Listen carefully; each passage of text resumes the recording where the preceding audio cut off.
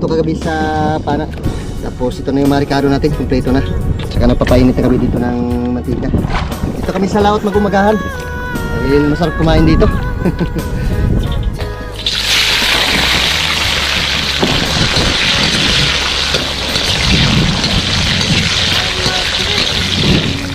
Lunodan natin yung pusit. Ayan, oh.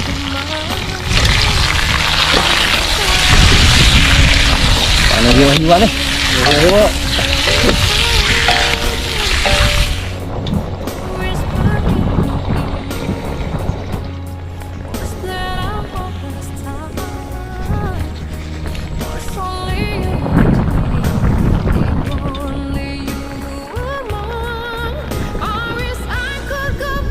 Kain tayo mga kajabs.